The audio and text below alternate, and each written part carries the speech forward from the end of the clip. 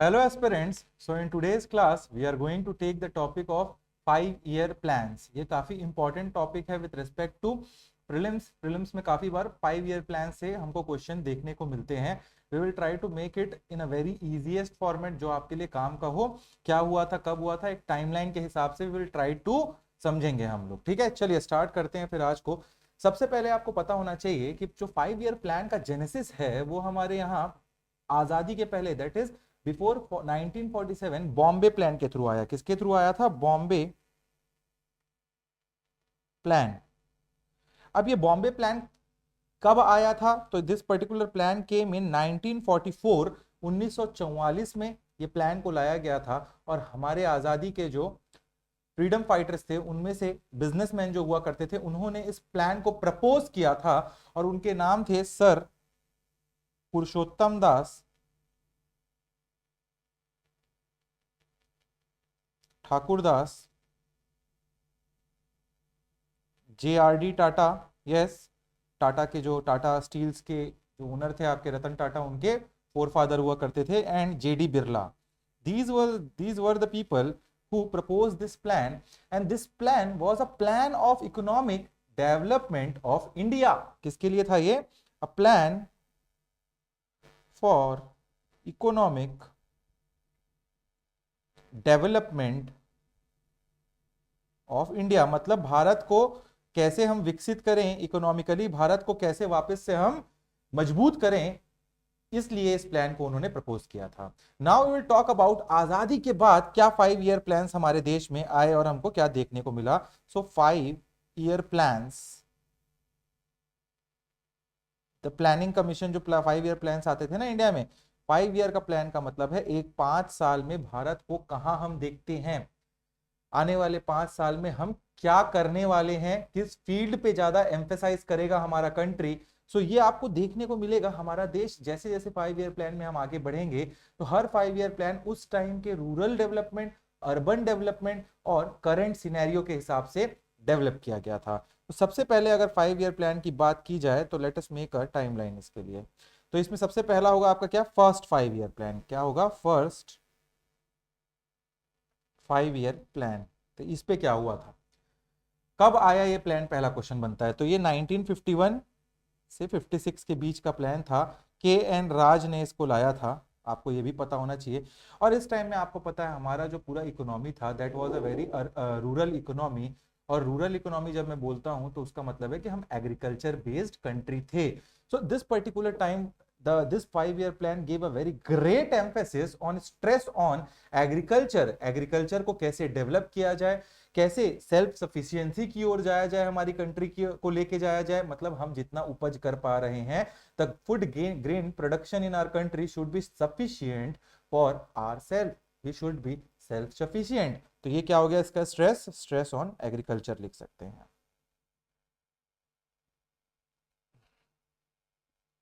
Self reliance. ठीक है, next आपका 5 year प्लान आएगा, very important with respect to Chhattisgarh also, because this particular 5 year plan gave us Bhilai steel plant. तो ये second 5 year plan था आपका, सेकेंड 5 year प्लान. और ये आया था 1956 से 61 के बीच में. नेहरू जी इस टाइम PM हुआ करते थे.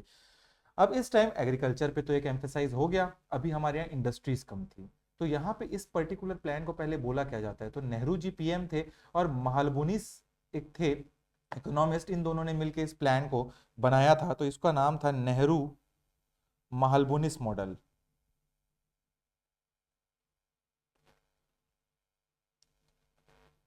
हैवी इंडस्ट्रीज के ऊपर बहुत एम्फेसाइज किया गया.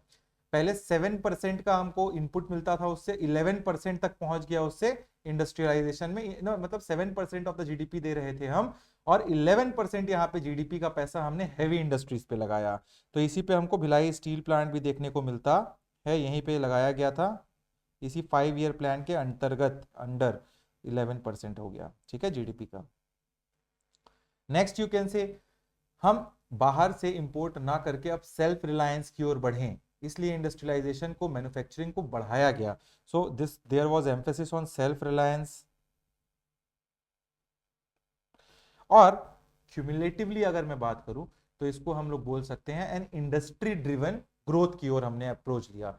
कि इंडस्ट्रीज का ग्रोथ होगा, उससे हमारे देश में एम्प्लॉयमेंट बढ़ेगा, जीडीपी बढ़ेगी और हमारे कंट्री का भी ग्रोथ होगा। So industry based growth, industry driven growth. Next 2 5 year plan देख लिए, अब थर्ड 5 ईयर प्लान देखते हैं हम लोग।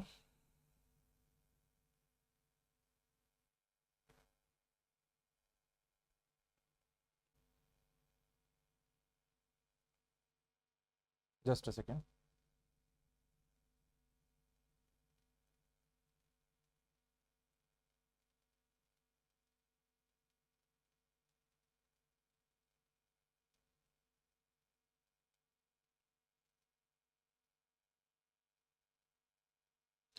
हम लोग अभी थर्ड 5 ईयर प्लान देख रहे हैं ना, third 5 year plan. This particular plan came in 1961 66 के बीच में ये थर्ड 5 ईयर प्लान आता है।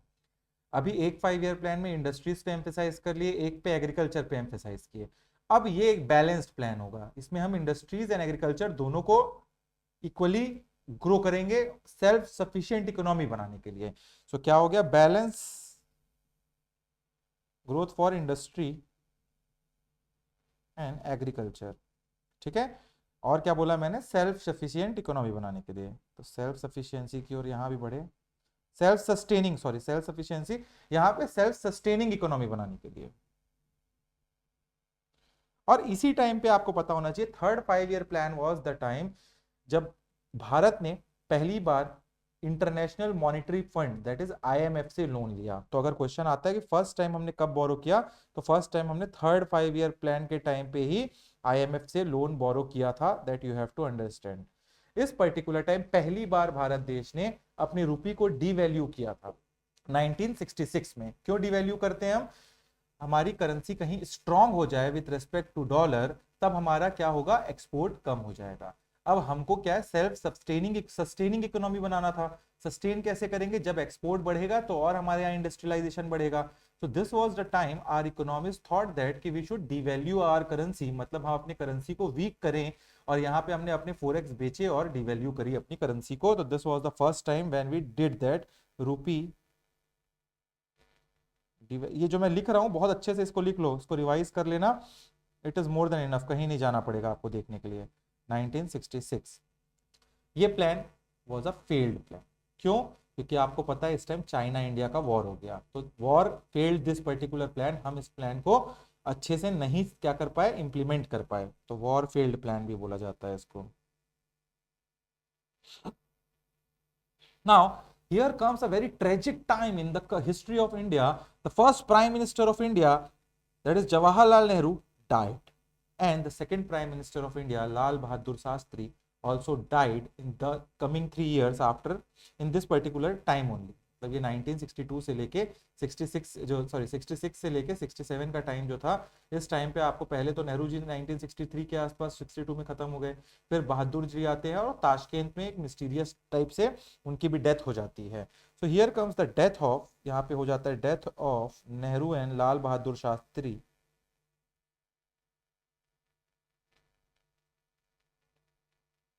अब इससे क्या होगा, 3 एनुअल प्लान आएंगे।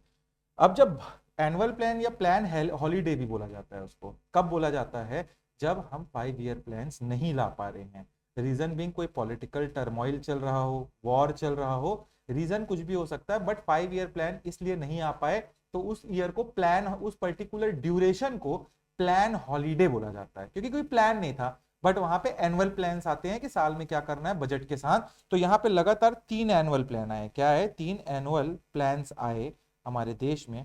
और ये 1967, 68 और 69 का प्लान था। This led to calling this time as a plan holiday. Now we will talk about the fourth 5 year plan which came under the Iron Lady of India, that is Indira Gandhi. तो यहां आएगा fourth 5 year plan that is under Indira Gandhi 1969 to 74। अब यहां पे हम बात करेंगे growth with stability. हाँ, हमारे देश को हमको बढ़ाना है, मगर स्टेबल रहते हुए, we have to be stable also. So यहां बात होती है growth with stability.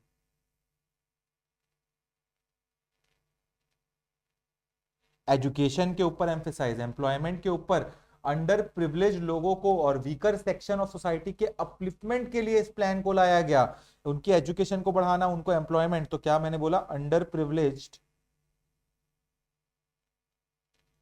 Weaker upliftment, education, employment के रिलेटेड। ठीक है, तो ये आपको पता होना चाहिए। इसी टाइम पे हमको 1969 में पहली बार हमारे देश में बैंकों का नेशनलाइजेशन होते दिखता है। Bank nationalisation took place in this fourth 5 year plan.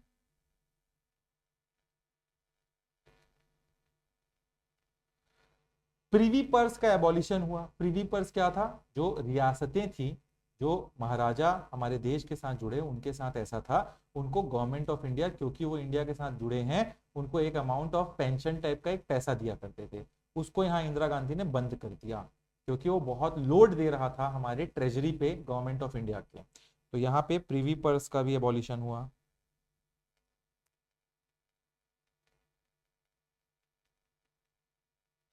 और एक ऑयल क्राइसिस भी आया था इस टाइम पे, बता देता हूं मैं, पता होना चाहिए।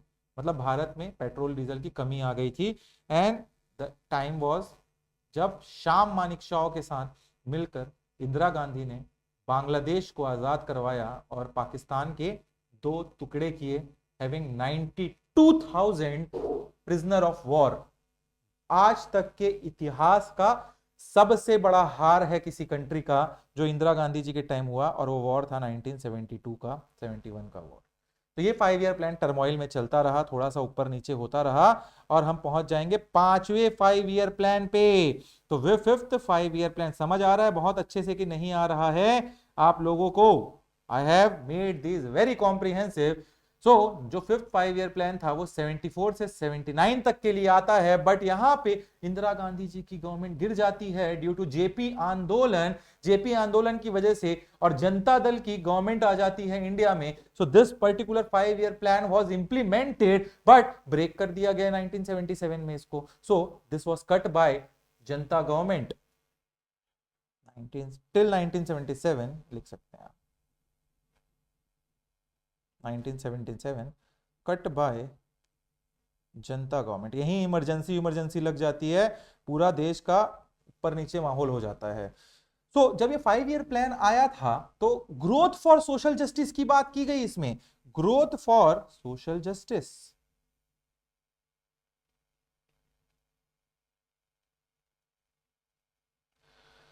सिक्स्थ 5 ईयर प्लान जो था, यहां लिख लेना, सिक्स्थ 5 ईयर प्लान केम इन 1997। कब आया? 1997 में। कौन लाया? Bye Janata government. जो जेपी आंदोलन के बाद जनता दल गवर्नमेंट आती है, but this was particularly cut down by the next government, so not in record.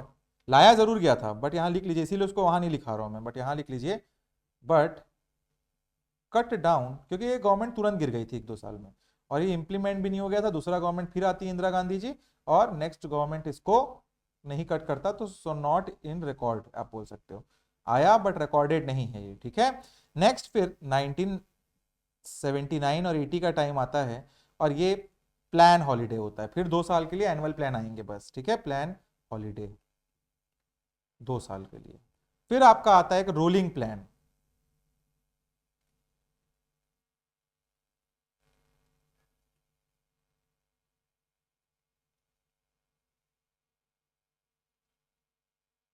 यहाँ पे इसको रोलिंग प्लान भी बोलते हैं। इस टाइम पे रोलिंग प्लान आया था, मतलब बस रोलिंग का मतलब क्या होता है? आगे बढ़ाने के लिए, देश को चलाना है, उसके लिए प्लान था। At the time of plan holiday for the fluid matters, जो फ्लूइड मैटर थे, जो जनरली जो मैटर को नहीं रोका जा सकता, उनके लिए था, फॉर फ्लूइड मैटर्स।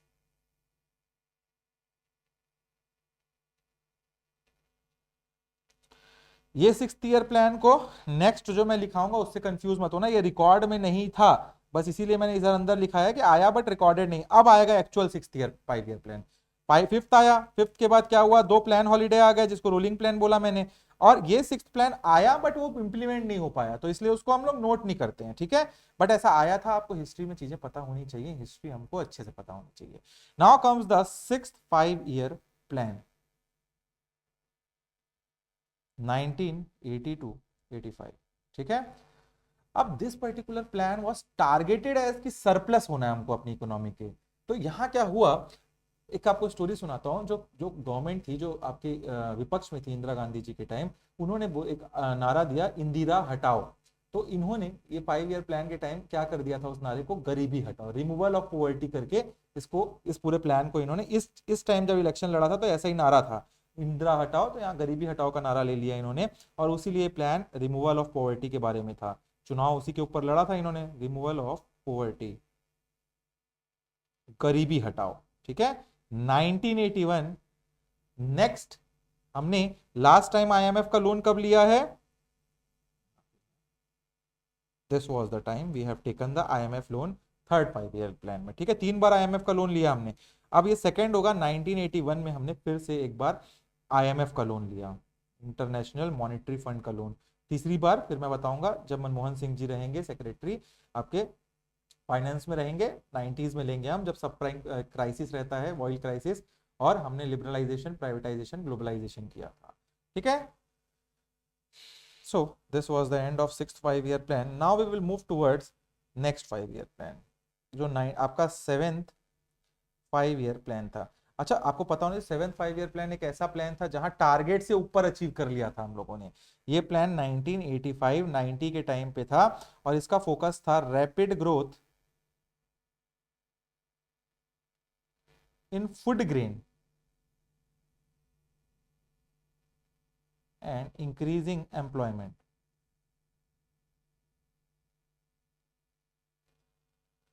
और ये पहली बार था देश में जब इंपोर्ट एक्सपोर्ट के ऊपर कोई पॉलिसी आई थी। 3 साल के लिए पॉलिसी को लाते हैं, तो यहां लिख सकते हो, first time 3 year import export policy announced. ठीक।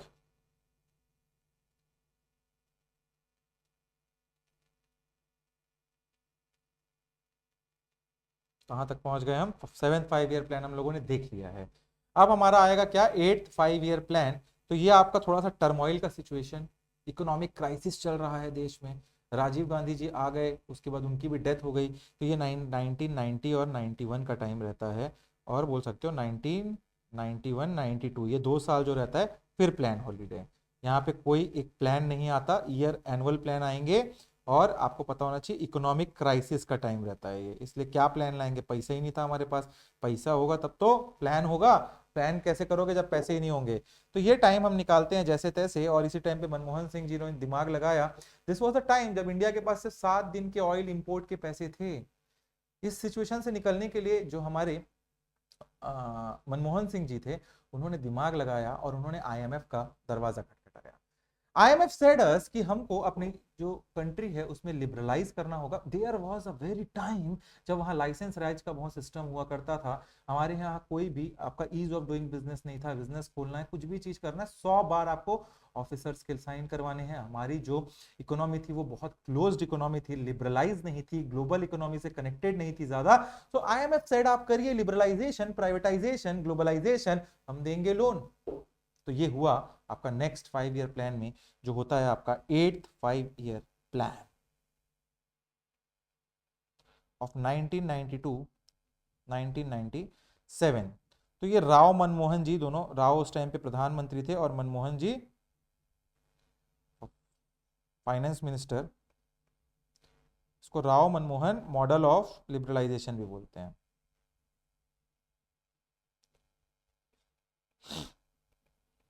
और यहां पे हम लोग थर्ड टाइम आईएमएफ से लोन लेते हैं, और यहाँ हमारा बैलेंस ऑफ पेमेंट का भारी क्राइसिस चल रहा था, उसके लिए लिया था हम लोगों ने।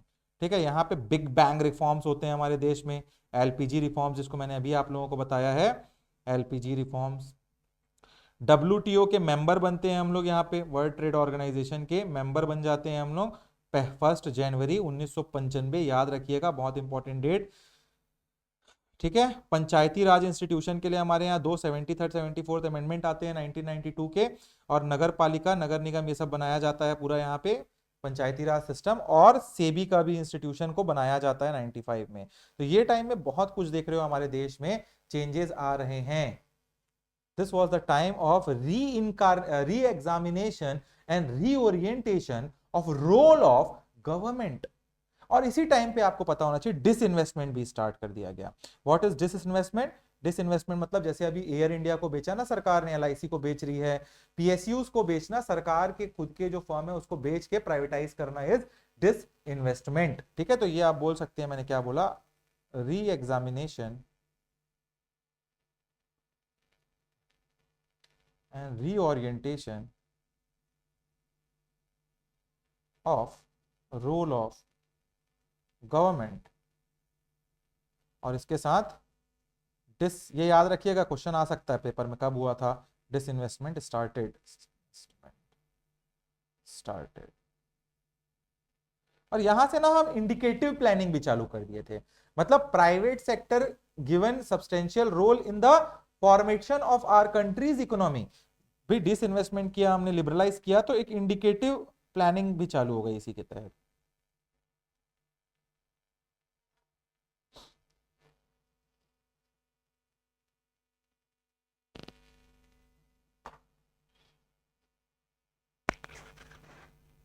Private sector given substantial role, अच्छा खासा रोल इनको हमारी इकोनॉमी में यहां से मिलना चालू हुआ। ठीक है, क्लासेस में मैंने बहुत बता रखा है, वैसे भी जो लोग क्लासेस हमारे रखे हैं उन लोगों को सबको पता है, देखा होगा जिसमें इकोनॉमी की classes.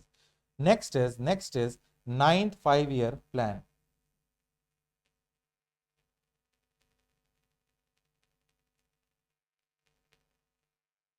9th 5-year plan of 1997 से लेके 2002 तक का टाइम। ये बहुत टर्माइल का टाइम। आते हैं अटल बिहारी जी, फिर गिरती सरकार, फिर दूसरी सरकार, फिर अटल बिहारी जी, और 2002 तक चला लेते हैं। तो ये आपका टाइम रहता है, किसका टाइम रहता है ये पर्टिकुलर टाइम? कोलिजन गवर्नमेंट का टाइम, भर के कोलिजन गवर्नमेंट बनना। भारत में पहली बार कोलिजन गवर्नमेंट देखने को मिलती है हम लोगों को इस टाइम से। और इसी टाइम पे ईस्ट एशियन फाइनेंशियल क्राइसिस भी हुआ था 1997 में, उसको ज्यादा मत जानो। और यहां पे फर्स्ट एडीआर भी आता है 1999 में। और इसके साथ India first company registered in US, एक इंडियन कंपनी पहली बार यूएस के, आपका जो यूएस स्टॉक एक्सचेंज है उसमें रजिस्टर होती है। तो यहां पे ये लिख सकते हो, फर्स्ट एडीआर भी बोल सकते हो आप, आया था यहाँ 1999 में। और इंडियन फर्स्ट कंपनी, क्योंकि हम भी क्या हुआ था, ग्लोबलाइजेशन के साथ जुड़े थे ना, यूएस स्टॉक एक्सचेंज।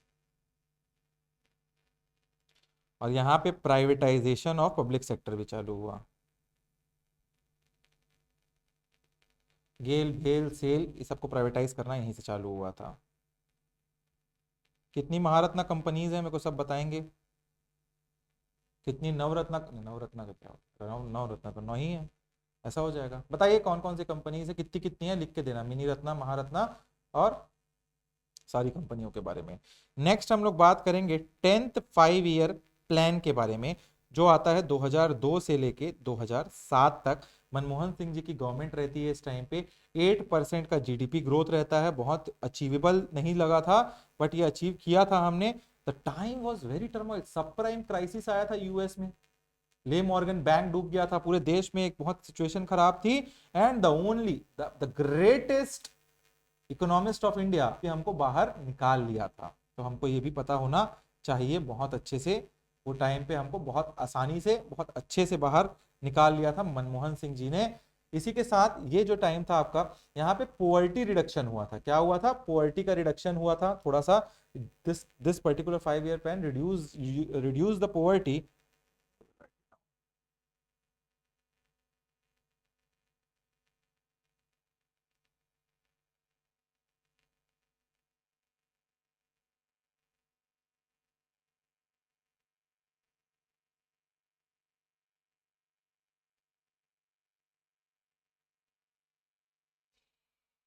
और यहाँ पे थोड़ा सर्विस सेक्टर इकोनॉमी भी बढ़ी हमारी, तो एक गेनफुल बोल सकते हो, एंड हाई क्वालिटी एम्प्लॉयमेंट बढ़ा देश में।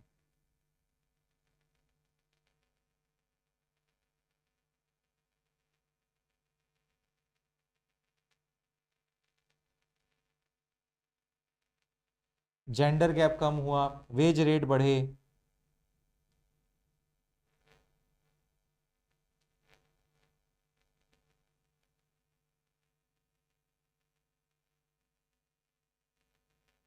नेक्स्ट 5 ईयर प्लान की बात करेंगे हम लोग, that is 11th 5 year plan, जो आपका 2007 से 2012 दूसरी यूपीए की गवर्नमेंट जब रहती है उस टाइम में ये इम्प्लीमेंटेड रहता है हमारे देश में। और यहाँ पे सब प्राइम 2008 में सब प्राइम क्राइसिस आता है, तो बहुत स्थिति गड़बड़ रहती है पूरे दुनिया की। वहां से हमारे मनमोहन सिंह जी ने हमको निकाला, और सब प्राइम क्राइसिस जब खत्म होता है तो हमारा फोकस रहता है, क्योंकि इकोनॉमिक पूरे दुनिया की नहीं बढ़ पा रही थी, so our focus on the 11th 5 year plan was towards faster and more inclusive growth. बहुत तेजी से और बहुत सबको इकट्ठा करके बढ़ना है, एक ही ऐसा सेक्टर नहीं कि मैन्युफैक्चरिंग बढ़ रहा है, सर्विस, सबको लेके नीचे से ऊपर तक बढ़ना है। तो ये था इसका focus, towards faster and more inclusive growth.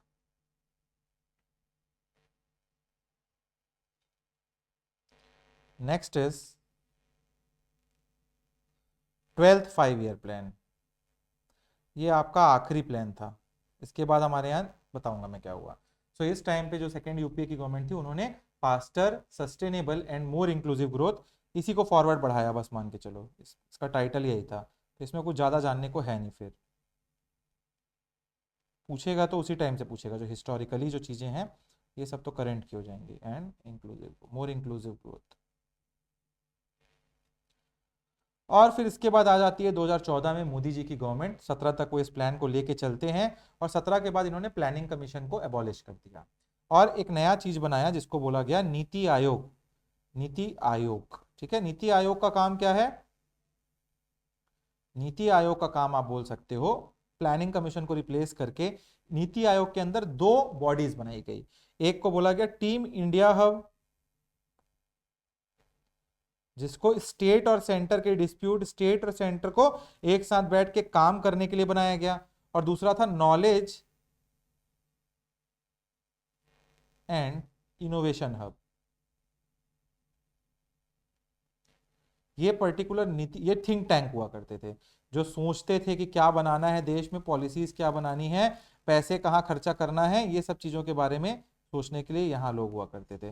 This was a great step. यहाँ से हमारे यहाँ जो प्राइवेट सेक्टर के बहुत बड़े बड़े पर्सनैलिटीज जो देश के बारे में जानते हैं, इकोनॉमी के बारे में जानते हैं, उनको यहाँ पे आने का मौका मिला, चेयरमैन बनाया जाता है, और ये आज की डेट में हमारे यहाँ देश में चल रहा है। तो ये आपको पता होना चाहिए। चलिए, तो ये this was it, this was all the 5 year plan we have discuss. इसके बाहर आपको कुछ नहीं जानना चाहिए, this is more than enough, this is what up to this particular thing you have to no.